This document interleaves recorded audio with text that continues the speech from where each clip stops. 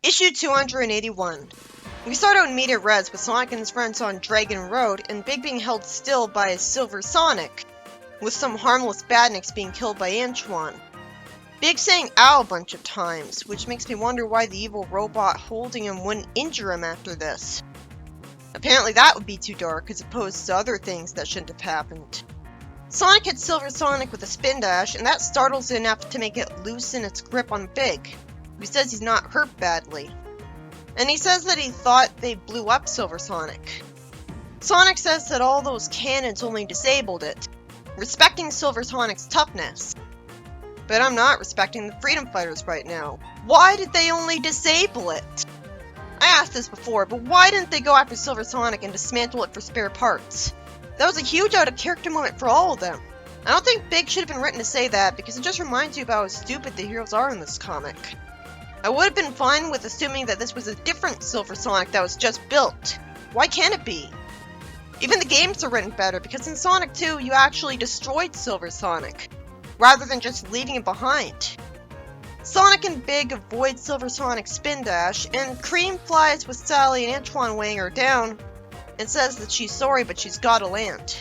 Sally encourages her to go a little further, and Antoine hits away a missile, and he says that things would be fine if Dulce was here with her team, and asks where she is. You could say the same thing about the entirety of Flint's writing. To be fair, Dulce was kind of a storybreaker with how powerful she was. Her competence was really refreshing compared to all the other characters, but when you saw her do stuff like freeze Eggman, Snivelly, and Ice, eventually you started to question why she didn't take down her Robotnik right there and instead stupidly flew away. It made all the characters look like idiots because she could have just flown straight to Eggman and took him down. The only reason she hasn't easily taken down Eggman is that she's against killing.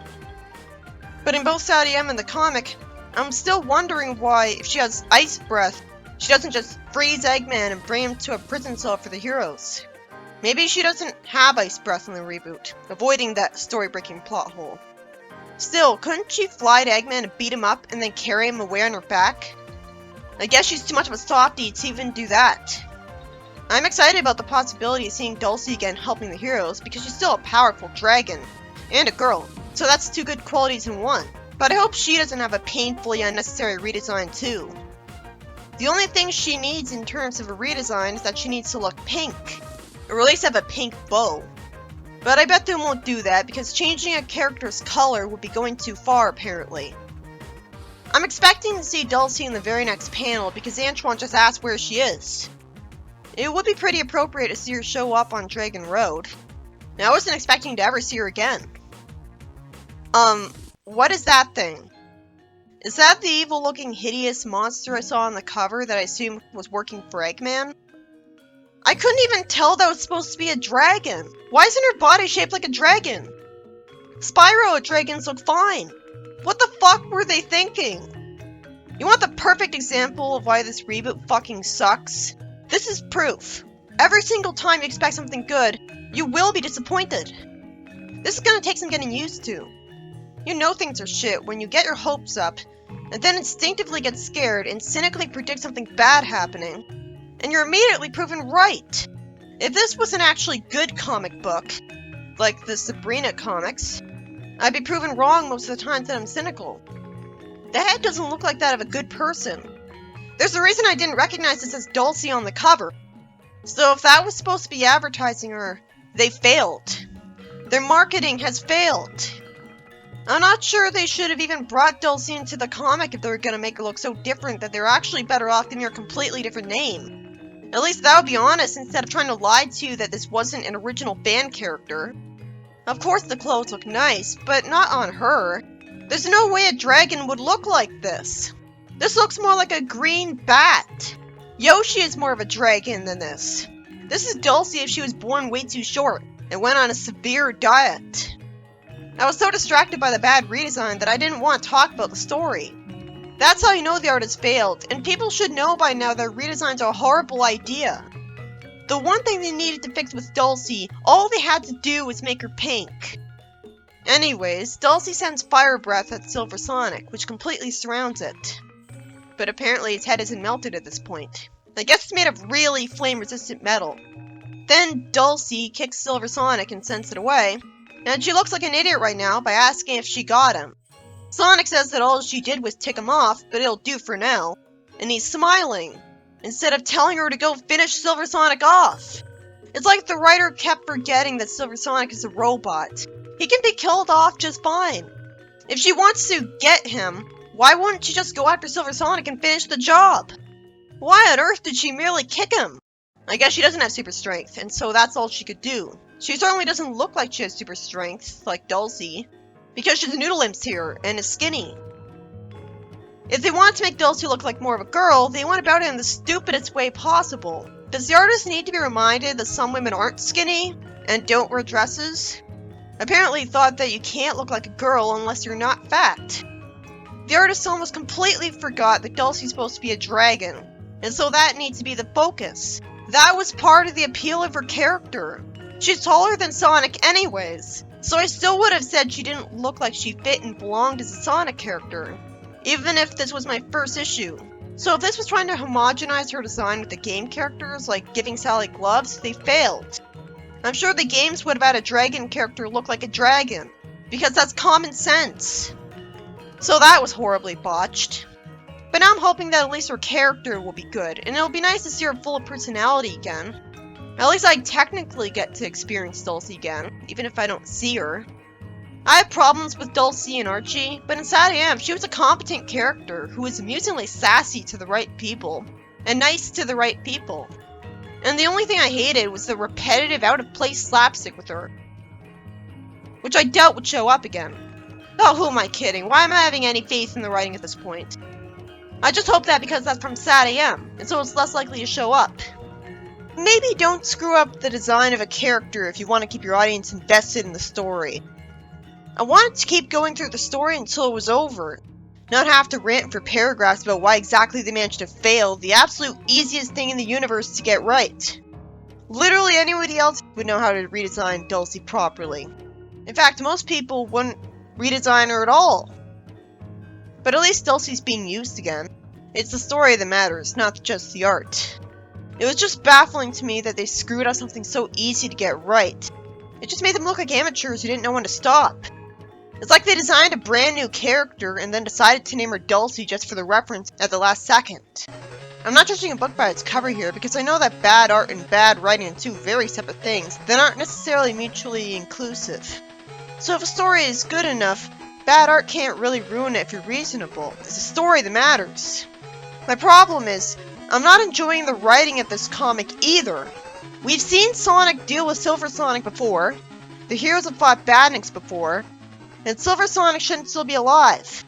So when even the story sucks, I think I'm allowed to critique the art at that point, because the story isn't making up for it. This is the most boring part of the reboot. But let's see where this goes.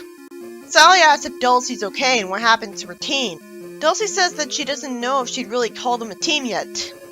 Cream wants to tell her her name, but Dulce wants to keep saying what she wants, which is relatable as she says that then the heroes weren't where they said they would be, probably because of the Badniks. Then Dulce pathetically apologizes and says that she's new at this, and says that she wants to impress them, but she doesn't know if the team is ready. She never acted like a stereotypical weak-willed female character before. The last time she acted like someone too quick to apologize was when she had an abusive boyfriend.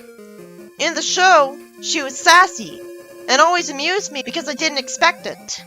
She was mostly just an eccentric ditz in Archie. Sassiness was what made her character work. It was the best part of her. How clueless do you have to be? First, Lupe is nothing like Lupe, and now this. She never showed any sign of being insecure before, and it was better that way because she's a freaking dragon. She has no reason to be insecure. Unless it's because she's ashamed that she's way too skinny to actually look like a dragon. I'm assuming that if we see any more of her dragon teammates, they'll actually look like dragons. Oh god, what if they don't? What if they look just as freaky as her? Is the character design really that talentless? She doesn't say she's insecure because she's clumsy. Sally reassures her and says that they'd like to meet her team and get on with the mission, as I wonder why in the world Dulce has a team of her own in the first place. She wouldn't need one. She's a dragon. Dulce says thanks and wants to make it up to them with lunch, which Chip is happy about. Realistically, why would Chip be the only one constantly eating food and looking forward to the next meal? Like he was eating green stuff in Missouri, like guacamole or something. Wouldn't other characters be doing that? So Dulce brings her friends to her team at Shijin Shrine. Is that a new place I should be impressed by, or just named after something in the game? At least her friends aren't dragons that look just as horrible as her. But it would have been common sense to have her in a team of dragons, wouldn't it have? No, that'd be too simple. Instead, we see a bunch of horrible-looking excuses for characters. Jian is the best-looking one, but I don't see how that's a tiger in any way, shape, or form. Again, it wouldn't be so bad if these weird-looking characters were said to be aliens. They don't look anything like animals, so I just feel lied to. It's good to have a white and black tiger for a change, but they messed it up because it looks nothing like a real one. Maybe the character would look like a tiger if we saw her ears instead of a red bandana or something on her head. At least amateur deviant ROCs have a good foundation usually if they're based on pre-existing characters that looked good, like Sonic. So even they seem to have better sense in character design. They're not taking a risk by trying to draw a whole character by themselves just to screw it up. They know not to try too hard. The so-called pheasant, Cinder, is eager at seeing some new friends, saying hi over and over again like she's hyped up on coffee.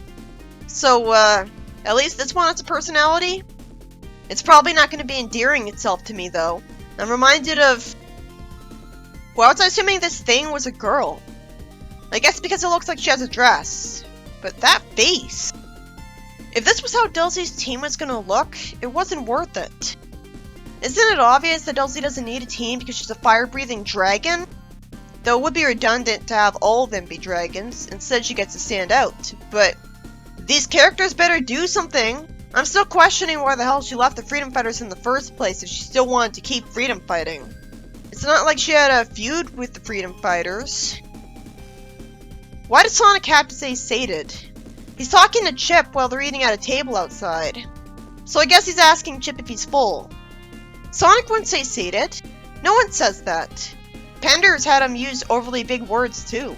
I hate that Chip's talking all seriously like, Sonic, this world, we must save it. And he lists some good food and says that they have to save it all, while the text bubble looks weird. It's impossible to read that kind of dialogue without it sounding stilted. I guess he was just talking like this is a joke, but that wasn't funny. It's already offensive to me that he's even a spirit in the first place. If he was supposed to be a chihuahua, they should have had him look yellow. It's like he's a precursor to the shitty-looking Reboot character designs because he's purple for no reason. Anyway, someone says that Sally's looking for Zon Shen, who has one of the last Gaia keys they need. And just like in the game, it turns out he goes to the temple grounds to make offerings to the Phoenix Spirit frequently. Dulce says that the Guardian Spirit has been acting funny lately. Why only lately? In the game, wasn't the Phoenix made evil by Dark Gaia energy for no reason? So wouldn't the Phoenix have been made evil the second that the planet shattered? Instead of lately, she should have said since the planet shattered. Dulce says that the Phoenix is a lesser spirit, a keeper of the golden flame, which ties into some prophecy junk that Dulce's mom keeps going on about. Keeps? That's interesting. Oh, so she's still alive in the Reboot universe? Are we gonna see her so she can be more of a character? Or is Flynn's horrible bias gonna come in and prevent that from happening? Oh god, never mind. What if she was given a horrible, glaringly bad redesign? In that case, I don't want to see her again. Although I don't think I was fond of her sad EM design either. It was pretty ugly. But maybe that was because she wasn't pink or anything. It turns out that the Phoenix is the only reason the Egg Army hasn't captured the temple. Oh, that's well thought out writing. Except Dulce says unhappily, yeah, and stutters, implying that she's ashamed. Well, she'd only be so capable as a fighter if she doesn't have ice breath. Does she have ice breath in the reboot or not? I haven't seen it yet. If she does have ice breath, I wonder why she didn't single-handedly stop the entire Egg Army. If she doesn't, then I'd understand.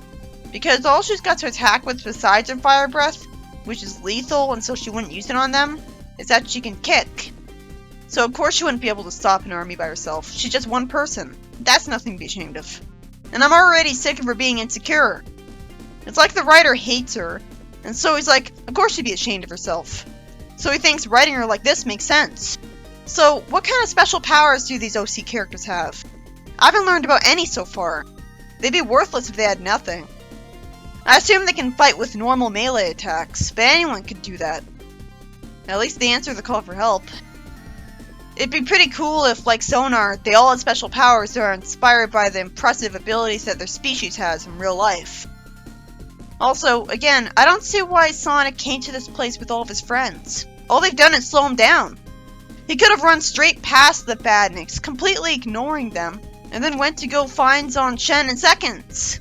There's a reason I assumed that was what would always happen. What were these people thinking being with Sonic here? There's a reason I pictured only Sonic and Chip looking for the keys, because that was the case in the game for good reason. The only reason Sonic might need his friend's help is if Zon Chen was kidnapped. But these guys are talking as if he hasn't been kidnapped, and yet they're saying he goes to the temple grounds frequently. Eggman knows who all the Guardians are. Sally should have been like, speed around and find Zon Chen real quick for us, and call us if you need any help. But that required her to be as intelligent as you'd expect, instead of insisting on Sonic dragging her and Antoine and Big the Cat along and slowing them down, forcing them to stick with them. By the way, Dulce clearly said that the Phoenix has been acting funny lately, but somehow, instead of anyone saying that it must be because of Dark Gaia energy, that doesn't happen right away. Wouldn't everyone immediately know why it's acting funny? Wouldn't it be well documented by scientists at this point that Dark Gaia energy at night can make people meaner? If that's a thing that can happen? At that point, how many people have died or gotten injured or been stolen from because of his influence? How many people falsely blamed it and got away with their crimes? This kind of thing is why Unleashed's premise is too dark. The world is really fucked at this point. I can't believe I'm saying this, but at least in Sad EM, when it was mostly just roboticized people, those people weren't able to do evil things, breaking the law, and they weren't influenced into it by evil energy out of nowhere. And at least evil monsters weren't showing up every night all over the world. This is darker than Sad AM. People were safe in Knothole, and the Robians were at least safe in Robotropolis. We were never told that the Robians could be remotely blown up or paralyzed if Eggman didn't like them anymore. But that's the case for his sub-bosses. By the way, what affects where exactly the monsters will appear at? Do the monsters ever appear in people's bathrooms? I haven't seen any appear in people's homes yet. It's like the walls of buildings are convenient barriers to them. I could understand if the monsters only appeared near the cracks in the planet separating the continents because they would have to go out of the core of the Earth every night. But they literally just appear wherever. So that would create an ungodly high death toll. Wouldn't one of the freedom fighters or Eggman inevitably end up killed in their sleep? This is why Unleashed is too dark. The comic shouldn't have established that the monsters just appear wherever. This just makes me notice a plot hole in the game instead of the comic being better written. As a second attempt at the story. Cream has to ask why more people don't want to help Dulce. Well, Chip asks where the fish sauce is, and he's told that Big drank the entire bottle. And Big is happy about that. So naturally, Big has some food jokes too, but it's kept subtle because it's barely done, not overdone. It makes sense that it was done once considering how he looks, and it's better that it's not always done with him because that'd be too obvious. Dulce explains to Cream that the clans have been fighting for centuries and can't do anything about Eggman, who they see as a threat. So it's just like in the Reboot, instead of being creative. Dulce says that she hates it and that's what made her run away from her home years ago, all the way to Westside Island. So this shows how she met Sonic. Sonic and Tails were beating badniks, which is so uncreative that I'm not impressed. And then Dulce bows and uncharacteristically acts like a weak-willed female character, saying that she doesn't mean to trespass and says to please forgive her. What made her think she'd have to do this? What made him think this is how Dulce would be imagined to first meet them? How do you screw this up? Dulce is pleasantly surprised that she's welcome here even if she's not of their clan. And Sonic says he's not of a clan. Then Sonic told her that even by then he had saved the kingdom. Well, at least that's original. Dulce sure got here late. Sally says that Dulce looks like she could use some downtime and wants to introduce her to her friends. And Tails has a forced line where he says that it's weird that Dulce flies with wings. Dulce shows appreciation for the freedom fighters, and Antoine says he remembers Dulce sneezing and setting his hair on fire. And Dulce wants to change some minds back home. Then it turns out there's a new, ridiculously named Egg Clan that preaches unity through strength, and everyone who works hard is welcome. which is what drew the white tiger in initially. I hope she just leaves it at that instead of a bunch of time being wasted on her backstory when she didn't need to have one. Did she not get the chance to get cybernetics? The clan is cyber guys, right? Why doesn't she have cybernetics then? None of these characters with Dulce needed to exist. It seems like all they're doing is wasting Sonic's time at the dinner when it could have easily just gotten the keys already, and then had dinner with all of them. Why didn't Sonic do that instead? Doesn't he care about saving the world? The Egg Clan outnumbers Dulce's team severely, and has a leader they love who inspires them, and a base on the edge of the temple grounds. Sonic says they've already got a back door with the Gaia Gate and can worry about driving back the whole army later. What makes him think the army wouldn't return? Sonic and Sally are surprised that nobody's seen Zanshin, and Cream makes herself useful by running up to him and saying that they found where Zanshin went. Someone told them that he did go to the temple this morning. If this is all this orange monster is going to contribute, do something that Cream also did, then she shouldn't exist in the story. Dulce says so much for being simple. And Sonic says, yeah, well simple is boring. Of course Flynn would have a character say that. The only way he keeps things simple is by borrowing from the games. It would have been boring if Sonic got the keys immediately, but it would have made actual sense and been much faster paced for the whole arc. And been in character because the heroes would care about saving the world in a timely manner. I prefer them having to earn the keys, but since this is just going to lazily rip off the story of the game, it is keeping it simple, and wasting our time. So this is not self-aware of the writer. His writing's got much better examples of not keeping it simple. And while simple is a bit more boring because it's predictable, I'd rather that than the writing become frustrating by abandoning all logic just to have a surprise for us. Zanshin should have been warned to stay away from the temple grounds by Gregorius because Eggman's looking for the Guardians now, so why is he still visiting it in the reboot? It's like he's just really stubborn and convinced himself he won't be kidnapped. But to be fair, he probably trusts the Phoenix to protect him, and so would the Egg Army. Then our time is wasted with a villain scene, where we see one measly panel of Commanding Storm getting told that the Freedom Fighters and Dulce have been seen in the village. I don't know, maybe a ninja spotted them. Now she has Silver Sonic in front of her because Dulce was too stupid to just completely destroy it. I was excited to see Storm again though. She has a cool design. She says to let the heroes pass like the old man because she just assumes the corrupted Phoenix will kill them for them. Wait, that's seriously the end of the story? Wow, they wasted a lot of pages on padding. This could have been done in one issue. In the next story, by the same writer for some reason, we see Bunny with Tails and Apatow saying that something about a sea breeze feels nostalgic. Out of nowhere, Tails says that maybe this is where Bunny was born, because they're apparently taking the lazy way out and making Bunny an orphan. Now at least it looks interesting that she was an orphan Rosie found, because she's one of the only freedom fighters who didn't have parents. Most of them are already established to have parents, it's just that they're either dead or like Rhoda's father. Considering what a jerk her uncle is, Bunny's actually a lot better off here. I hope that if we do see her relatives in Apatow, and so this leads to something instead of being gutless, her relatives will look good and not be horrible. Tails hugs her as Bunny ruffles his hair, and he shows a rare friendship moment with her, saying that he's glad Rosie found her because it was like getting a big sister. Bunny says that she used to be bitter, but Tails helped her with that. Then they look scared, and Tails asks someone if they're alright as they're in front of a bunch of rubble. So they find the Gaia Guardian already, and he says there's no point in fixing the world because his ancestral home is lost. Tails says he'd be happy to help design a new home for him. Then he says that he's not losing one board from this place, and idiotically tells him to leave him alone, even though Tails could easily be told to rebuild his home from the materials right in front of him. And he needs to fix the world, so isn't this breaking the Guardian code? Once again, there's a character that's both stupid and a jerk for no good reason, causing drama just to pad out the story. I've seen enough of that. And this is from the game, but still. It would actually be taking advantage of Tails' character here if we did see him build him a new home. At least eventually. So what are the heroes going to do now? This really was mood whiplash from earlier, which, while non-realistic, makes it even more frustrating. On the one hand, the reboot is more focused on trying to have friendship moments between the characters, which is a great idea, much needed improvement on paper. But then it keeps being dark and frustrating. What tone do they want? It's either too kiddie and sappy or too depressing, and either tone is good.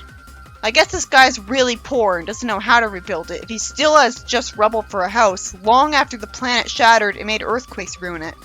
Bunny walks away and plans on speaking to someone in his family. They come across a beach shop salesman, and Tails asks if he knows Tianchi so they can talk to someone in his family. Oh, it's realistic that he could hear him yelling at them from here. It's also realistic that Tianchi and his family have been living with their oldest son since the home was taken out. Bunny asks him to talk to his father for them. So, what's the point of showing the story if it's the exact same plot as in the game? I remember this from the game. He was whining about his ancestral home being destroyed. It didn't have the same impact in the Wii version where we couldn't see any destroyed home. It'd be faster to see Bunny talk about this after the fact. And then she could have an original plot. But at least this way we get to see them earn getting the keys. So it seems like they earned them. He decides to stay on the safe side and get the rest of his family first. Why did Tianchi think he could get away with this? Of course this would happen. So some little girls have a talk with him. Someone tells him that the fishing has been so good lately that she can take time off to help rebuild, and his oldest son says that he can help pay for materials because his mascot charms have been selling. Tianchi whines that you can't just rebuild the house, because it was the house of his ancestors. Yeah, let's just ignore the fact that all the materials of that house are still right here. At least one of them said that they've been putting off talking to him about this, so that's why they waited until now. Predictably, Bunny tells him that she was an orphan. And for some reason, we see that in the past, some kid was trying to stop Tails from going to comfort Bunny. And Tails explains that he was just doing the same thing Sonic did for him. And he's gone to fight on South Island, so he needs a new friend. So Tails tries to reassure Bunny. And it turns out kids have been teasing her saying that her last name is Rabbit instead of Rabot. It's so annoying that it's not pronounced Rabot for real. It's like your last name was turned into a noob trap. Come on, I'm pretty sure the people marketing a half-robot character knew what they were doing when they called her that. It's like it's trying to be realistic by having that not be her last name, because what are the chances it would be her family name?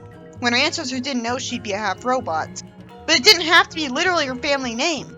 Is Rabot even a real last name that's actually pronounced like that, with a T clearly at the end of the word? I'd like to be told the etymology of Rabot in the story so that I know what it was even going for. Because I know it's not a French word. The kid says nervously that nicknames can be fun. So Rabbit could have been a nickname that she gladly took for herself, like Tails. I prefer that to this depressing stupidity where she angsts about being a badass cyborg and is teased for it off screen. So how's this depressing story of Bunny supposed to change this guy's mind? This has nothing to do with him.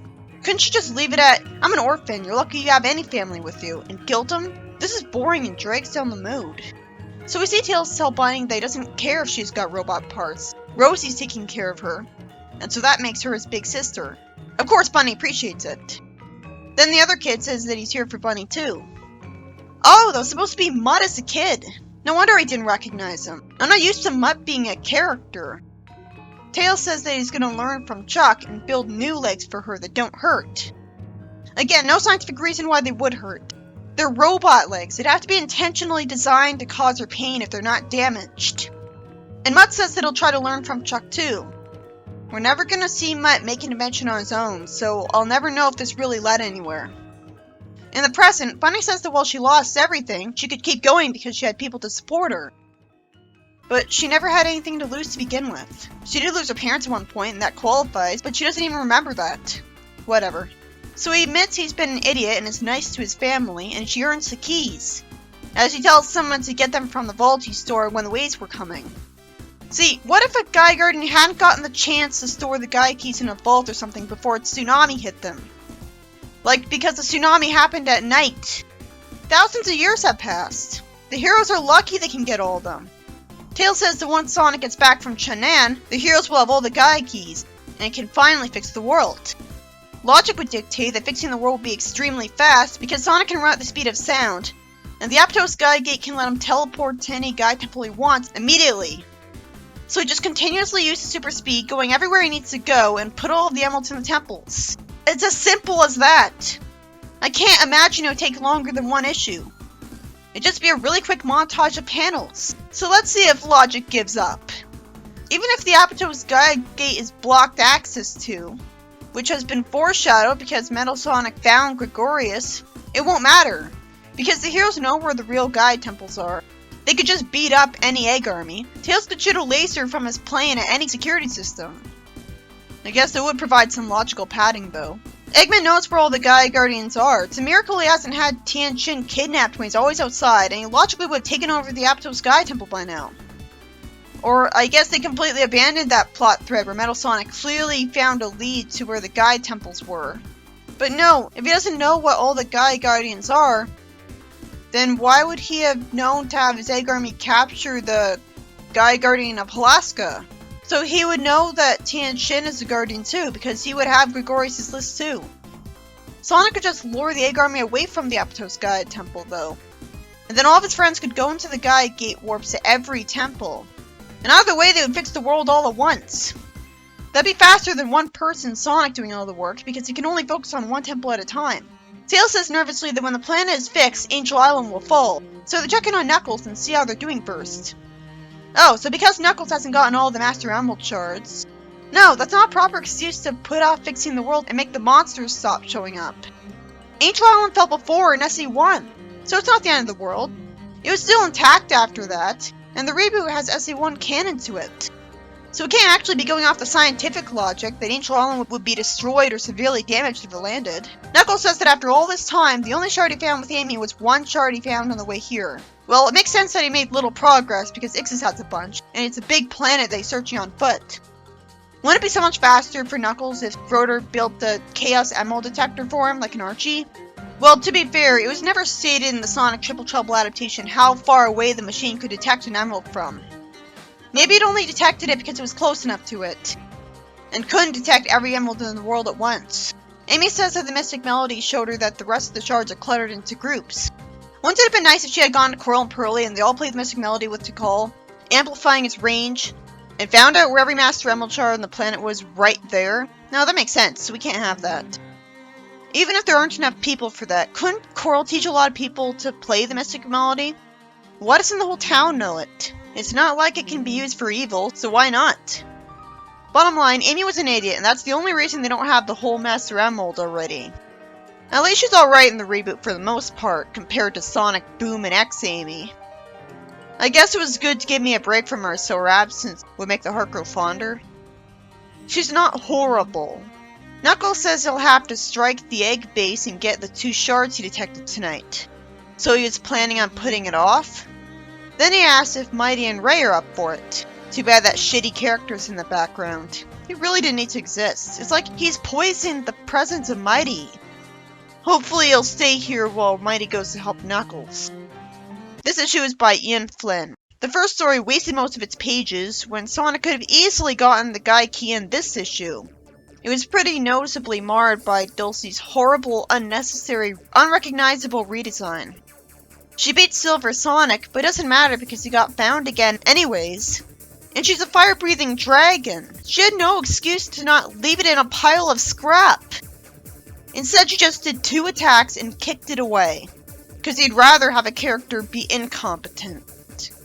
Then the entire story was wasted because Sonic had dinner with her freedom fighter friends who never need to be written and look terrible. So they talked way too much. That's all that happened. Sonic was slowed down because Sally thought it was a brilliant idea to insist on coming with him, with Antoine. Well, this is just a mission to go to a place. So obviously she should have just sent Sonic. Sonic beat the Dark Phoenix by himself in the game. All these other characters do is slow down the pacing, and it's very out of character for Sonic to not give a shit and let the pacing be slow because it's his planet and it's shattered right now. If Sonic really cared about fixing the world, he would have done it by now. At least this means the story was mostly original from the game, but the only creativity was in the god-awful, butt-ugly character designs. That's not worth it. I've seen the heroes dealing with robots before, and eating at a table before, so none of this is creative. The second story was noticeably more enjoyable, but it was mostly so unoriginal that it was borderline pointless. It follows the exact same stories in the game, where the Adabat Gaia Guardian selfishly refuses to give someone a Gaia Key first because he lost his home, and so the hero has to go get his family to nag him out of it. That worked in the game, but here there's padding where Bunny tells him she's an orphan and he'll do fine because he has people there for him. So we find out she's an orphan who's raised with Tails by Rosie, and we see her sweet first meeting with him, which was tediously dragged down at first because of how depressing the flashback started out. Wasn't Tails known for being bullied in his childhood? No, he's a game character, so Flynn wants Bunny to be the only one who got bullied. It makes sense that she was teased and felt like a freak, but I don't want to read about that in a Sonic comic.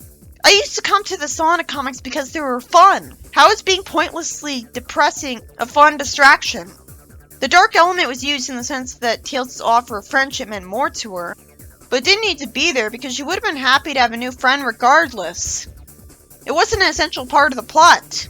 I could have assumed that. On the bright side, we got to see Bunny earn the last Gaia key, but it would have been better if she did so in an original plot, requiring actual effort from the writer.